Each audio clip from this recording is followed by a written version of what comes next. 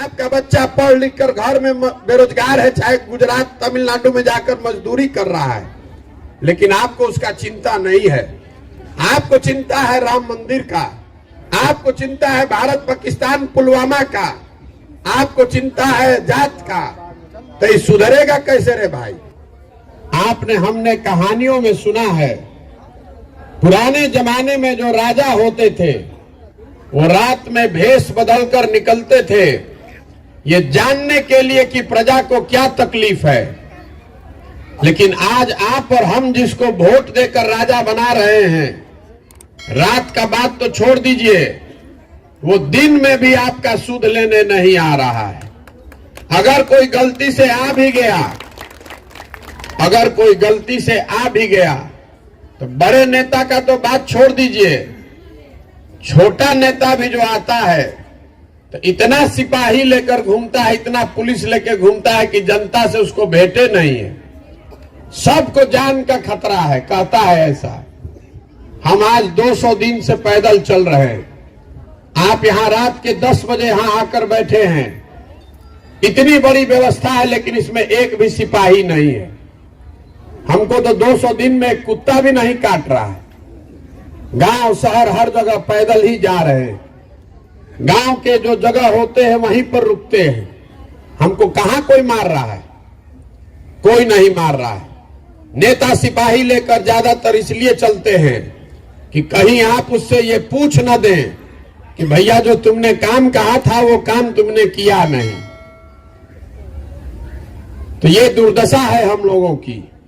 लेकिन मैंने आपको कहा कि ये राजनीतिक दल नहीं है, ये वोट मांगने का अभियान नहीं है, इसलिए हम लोग किसी नेता के खिलाफ कुछ गाली गलौज नहीं करते।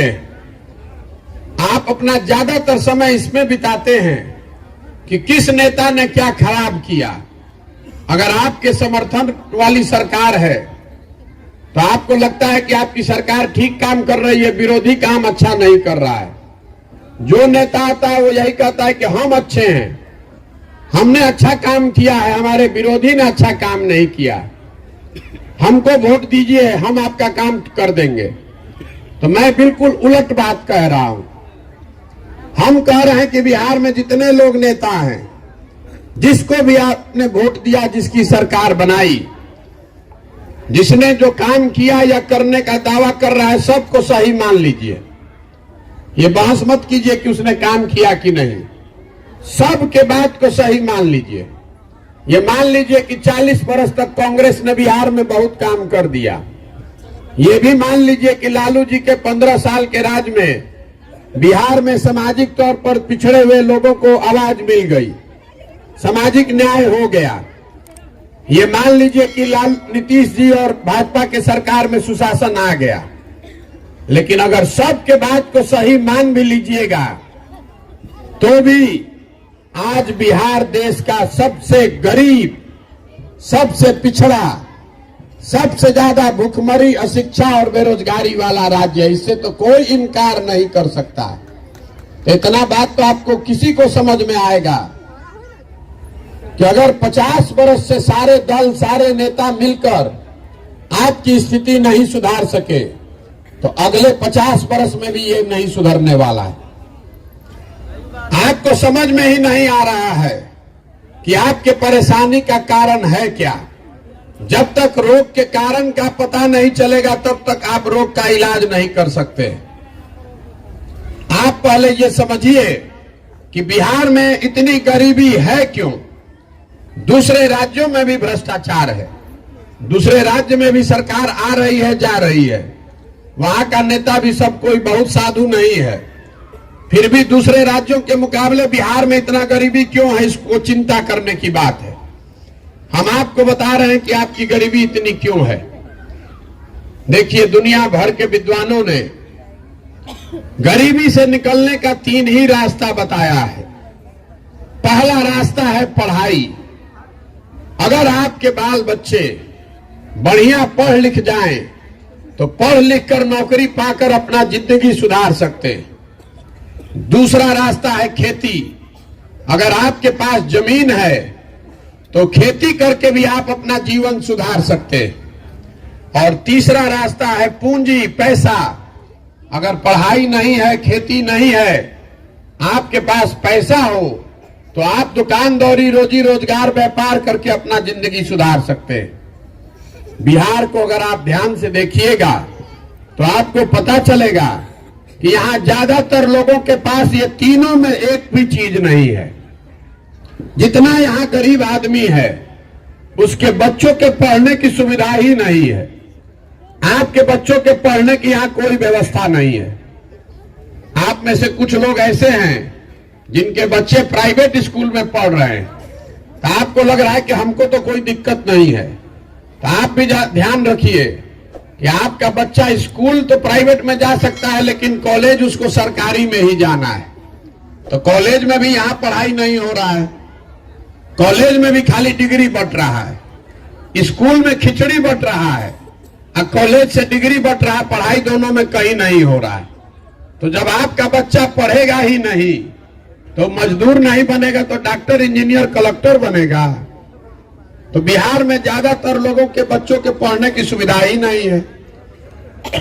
तो दूसरा रास्ता मैंने आपको बताया, खेती। मान लीजिए पढ़ाई नहीं था तो खेती से ही कुछ जिंदगी सुधर जाती, वो क्यों नहीं हो रहा है? तो ये बात आप जानिए कि बिहार में जो 100 लोग रहते हैं, 100 में 60 आदमी के पास एक धूर जमीनें नहीं है। यहां 75 साल में भूमि सुधार को लेकर कोई प्रयास नहीं किया गया। नतीजा यह है कि 100 में 60 आदमी बिहार में ऐसा है जिसके पास एक धूर जमीन नहीं है। देश में सबसे ज्यादा भूमिहीन लोग बिहार में हैं, और जो 40 आदमी के पास जमीन है जो खेती कर रहा है, उसमें 35 आदमी ऐसा है जिसके पास 2 बीघा से कम जमीन है। तो जो 2 बीघा से कम जमीन वाले लोग हैं, वो खेती जो करते हैं वो कमाने की खेती नहीं है, वो खाने की खेती है। आप उतना ही उपजाते हैं अपने खेत में कि आपका और आपके बाल बच्चे का पेट भर जाए, उससे आमदनी का जुगाड़ नहीं है। बिहार में सिर्फ 4 से 5% लोग ही खेती के जरिए आमदनी कर रहे हैं। बाकी लोग या तो खेती करके अपना और अपने बाल बच्चों का पेट भर रहे हैं या फिर खेत में मजदूर हैं। तो आपके पास पढ़ाई है नहीं, खेती है नहीं। तीसरा रास्ता आपको बताया मैंने, पूंजी। अगर आपके पास पैसा होता तो कम से कम कुछ नहीं तो 5 को भैंसे पाल लेते, अपने गांव में कोई दुकान खोल लेते, फार्चून किराना खाद का व्यापार कर लेते। तो बिहार में प्रति व्यक्ति औसतन हम लोग 35,000 रुपया कमाते हैं साल भर में। देश में प्रति व्यक्ति एक आदमी औसतन कमाता है 1,45,000 रुपया, और बिहार में हम लोग कमा रहे हैं 35,000। तो इस महंगाई के जमाना में 35,000 रुपया में आप खाइएगा क्या, बचाइएगा क्या, और पूंजी कहां से लाइएगा? तो जब आपके पास शिक्षा है नहीं, खेती है नहीं, पूंजी है नहीं, तो आप गरीबी से निकलिएगा कैसे? जितना हाथ पांव मारना है मार लीजिए, 10 घंटा काम कीजिए कि 12 घंटा। मोदी को वोट दीजिए कि प्रशांत किशोर को कि लालू नीतीश को, सुधरने वाला नहीं है, सुधर ही नहीं सकता है। जब तक यहाँ पर लोगों के बच्चों के पढ़ने की व्यवस्था नहीं बनाई जाएगी, जब तक लोगों को भूमि नहीं दिया जाएगा, खेती को कमाने वाला नहीं बनाया जाएगा, और जब तक घर घर लोगों को कर्जा पैसा देकर पूंजी नहीं उपलब्ध कराया जाएगा, तब तक बिहार से गरीबी दूर नहीं हो सकती है। तो इतना बात तो हम आपको बता दिए, आप ध्यान से सुने। अब आपको ये समझ में आएगा, आप पूछिएगा कि अगर प्रशांत किशोर आपको ये बात समझ में आ रही है तो इतने बड़े बड़े नेताओं को समझ में क्यों नहीं आ रही है?